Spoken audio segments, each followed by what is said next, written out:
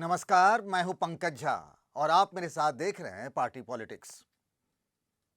आमतौर पर बीजेपी में ये परंपरा रही है, मतलब कोई ये नियम नहीं है और ऐसा कोई बीजेपी में संगठन का ऐसा कोई कानून भी नहीं है, लेकिन आमतौर पर ये देखा गया है और ऐसी परंपरा रही है कि जिस नेता के प्रदेश अध्यक्ष रहते हुए, मतलब पार्टी के प्रदेश अध्यक्ष रहते हुए विधानसभा का चुनाव होता है, तो लोकसभा का चुनाव उनके नेतृत्व में नहीं कराया जाता रहा है। मतलब आप पिछले 10-12 सालों का देखिए, इससे पहले भी बीजेपी के प्रदेश अध्यक्षों की अगर लिस्ट देखेंगे तो विधानसभा का चुनाव अगर एक नेता के नेतृत्व में होता है तो फिर लोकसभा के चुनाव में बीजेपी के प्रदेश अध्यक्ष बदल जाते हैं। अभी जब 2024 का लोकसभा चुनाव हुआ, बीजेपी के प्रदेश अध्यक्ष भूपेंद्र चौधरी रहे, आज भी हैं वो। अब सवाल ये उठता है कि बीजेपी का अगला प्रदेश अध्यक्ष कौन होगा। अभी जो परंपरा रही है उस हिसाब से भूपेंद्र चौधरी नहीं बन सकते, लेकिन क्या होगा ये किसी को नहीं पता। खास तौर से जब से बीजेपी में नरेंद्र मोदी और अमित शाह का युग आया है, कोई भी बात दावे के साथ नहीं कही जा सकती। किस पद पर किसकी तैनाती होगी, कौन क्या बनेगा, ये किसी को पता नहीं होता और इसमें नियम परंपरा कुछ भी नहीं चलता है। जो प्रधानमंत्री अमित शाह, बीजेपी के राष्ट्रीय अध्यक्ष को जो सही लगता है वो होता है। उसमें तमाम सारे पुरानी परंपराएं और खांचे ये सब सारे टूटते हुए नजर आ रहे हैं। अब सवाल ये उठता है कि हम आज इस पर चर्चा क्यों कर रहे हैं। चर्चा इसीलिए कर रहे हैं क्योंकि मिलने जुलने का सिलसिला शुरू हो गया है और जब दो बड़े नेता आपस में मिलते हैं तो वो सिर्फ चाय या कॉफी पीने के लिए नहीं जाते हैं। और यूपी में लखनऊ में थोड़ा सा लैया चना खाने की परंपरा रही है। बीजेपी ऑफिस अगर आप जाएंगे तो आपको लैया चना आपको प्लेट में मिलेगा। तो सिर्फ इसके लिए नहीं जाते हैं, जब दो बड़े नेता जाते हैं तो बातें बहुत सारी होती हैं। जब मैं आपसे बात कर रहा हूं, पता चला कि यूपी के डिप्टी सीएम केशव प्रसाद मौर्य केंद्रीय गृह मंत्री अमित शाह से मिल चुके हैं। संगठन मंत्री जो हैं यूपी के बीजेपी के धर्मपाल सिंह जी, वो भी दिल्ली में हैं, वो भी अलग अलग नेताओं से मिल रहे हैं। बीजेपी के जो वर्तमान प्रदेश अध्यक्ष हैं भूपेंद्र चौधरी, वो भी कई नेताओं से मिल रहे हैं। दूसरे डिप्टी सीएम ब्रजेश पाठक, वो भी दिल्ली में हैं। हाँ, सीएम योगी आदित्यनाथ लखनऊ में हैं। एक और तस्वीर की बड़ी चर्चा हो रही है। दूसरे डिप्टी सीएम ब्रजेश पाठक पहले डिप्टी सीएम केशव प्रसाद मौर्य के घर चले गए। दोनों ने फोटो भी खिंचवाई। राजनीति में फोटो के बड़े मायने होते हैं। फोटो में कौन कहाँ खड़ा है, कैसे खड़ा है। आप जाएंगे ना, जब सोशल मीडिया में पोस्ट होती है फोटो, तो लोग जूम इन कर करके देखते हैं कि जो नेता है उनके चेहरे पर मुस्कुराहट है या गुस्सा का भाव है। उससे आदमी जिससे मिलने, जैसे मान लीजिए प्रधानमंत्री से कोई मिलने गया तो जूम इन करके लोग देखते हैं कि प्रधानमंत्री के चेहरे पर मुस्कान है या नहीं, या उनके चेहरे पर थोड़ा सा गुस्सा है, तो उससे पता लगाते हैं लोग, कोशिश करते हैं कि उनका कंफर्ट जोन है कि नहीं है। उस हिसाब से उस नेता की प्रधानमंत्री के साथ नज़दीकी, इसको लोग तौलते हैं। मतलब बीजेपी में क्या, सारी पार्टियों में इस तरह की चीज़ें होती हैं। तो जब ब्रजेश पाठक और केशव प्रसाद मौर्य मिले तो दोनों ने ये फोटो साझा किया।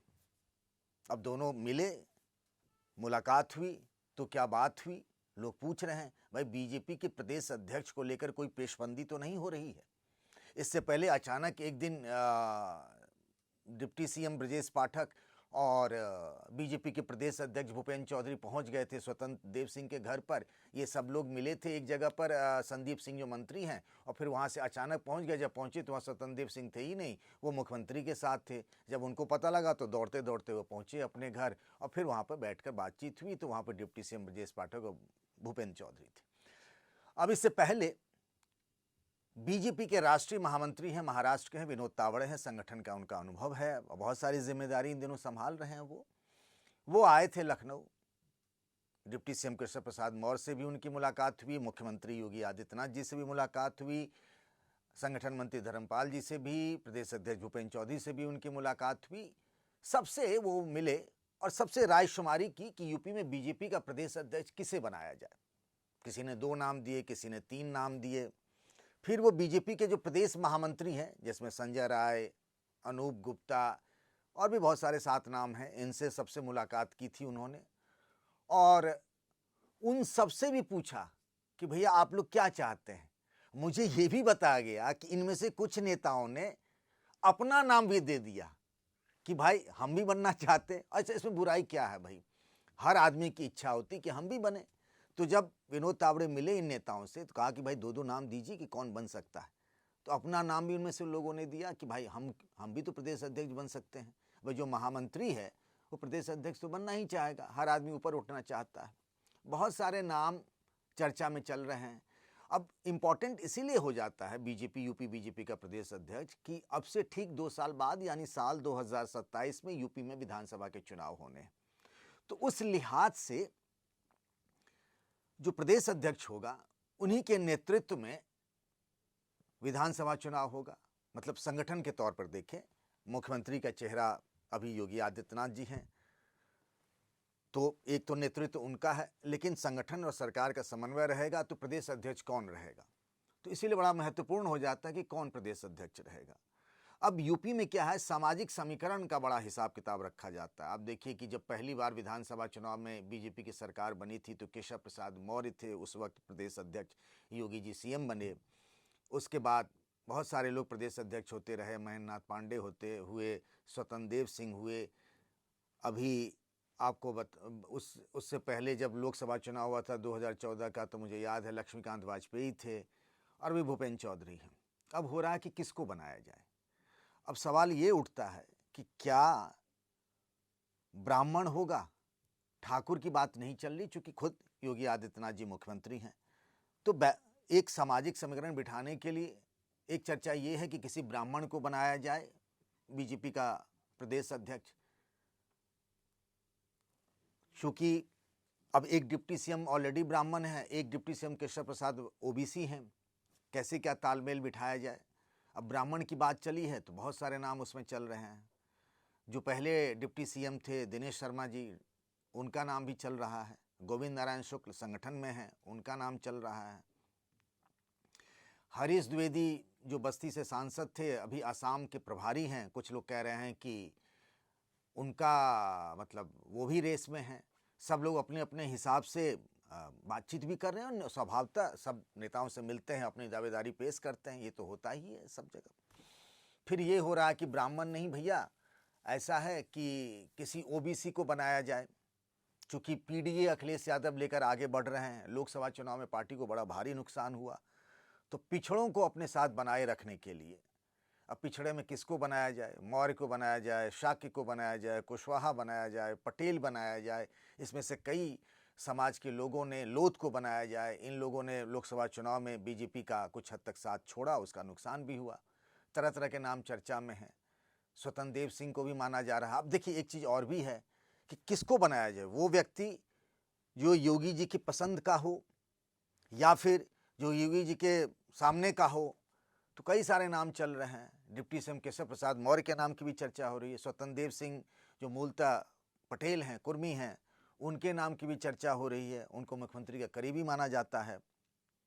एक अमरपाल मौर्य है, राज्यसभा सांसद बने हैं, ये चर्चा ये भी है। अच्छा, इसमें ना एक चीज़ और भी है, कुछ लोग किसी का नाम आगे बढ़ा रहे हैं, उसमें एक तीर से दो निशाने साधने वाली बात है कि किसी का काम भी लग जाए। अब जैसे मान लीजिए अमरपाल को एक थ्योरी ये आई कि अमरपाल मौर्य बन जाएंगे प्रदेश अध्यक्ष। अब केशव प्रसाद मौर्य हैं डिप्टी सीएम, तो दो मौर्य कैसे एक साथ रहेंगे? तो फिर ये हो सकता है कि भाई केशव प्रसाद मौर्य को दिल्ली की राजनीति करनी पड़े। तो मतलब बहुत सारे परमुटेशन कम्बिनेशन हैं। कुछ लोग इस पूरे माहौल में दूसरे का काम बिगाड़ने में लगे हैं, कुछ अपनों का काम बनाने में लगे। अपनों मतलब अपने नहीं कर रहे हैं, वो अपनी गुट के लोगों को प्रदेश अध्यक्ष बनवाने में लगे हुए हैं। कुछ लोग अपनी दावेदारी मजबूत करने के लिए लखनऊ से दिल्ली तक दौड़ लगा रहे हैं। कुछ लोग संघ के यहाँ पहुँच रहे हैं, कुछ लोग संगठन में पहुँच रहे हैं, कुछ लोग योगी जी के पास पहुँच रहे हैं। तो तमाम तरह की रसाकसी चल रही है। अमरपाल मौर्य का नाम है, पिछड़ों में कहा जा रहा है बाबूराम निषाद भी बन सकते हैं। BL वर्मा जो लोध हैं, उनके नाम की भी चर्चा है, जो केंद्र में मंत्री हैं। मतलब मैं नाम ले रहा हूँ तो ये नहीं कह रहा हूँ कि यही बन सकते हैं। बहुत सारे नाम हैं, बहुत नाम मेरे से छूट भी रहे होंगे। इसके अलावा ये हो रहा है कि भाई चूंकि पिछले लोकसभा चुनाव में संविधान के नाम पर, आरक्षण खत्म करने के नाम पर कांग्रेस और विपक्ष ने ऐसा माहौल बनाया कि यूपी में बीजेपी की तो ठीक ठाक नुकसान हो गया। तो ये कहा जा रहा है कि क्यों ना इस बार दलित को बनाया जाए। और देखिए मायावती का वोट शेयर तो लगातार कम हो रहा, पिछले लोकसभा चुनाव में 9.4 रह गया बीएसपी का वोट शेयर। और ये माना जा रहा है कि दलितों में एक वर्ग जो है, गैर जाटव वाल्मीकि देखें, सोनकर देखें, ये लोग जो हैं वो वोट कर रहे हैं बीजेपी को। पासी के बारे में कहा जाता है कि प्रीडोमिनेंटली वो समाजवादी पार्टी के लिए उन्होंने वोट किया।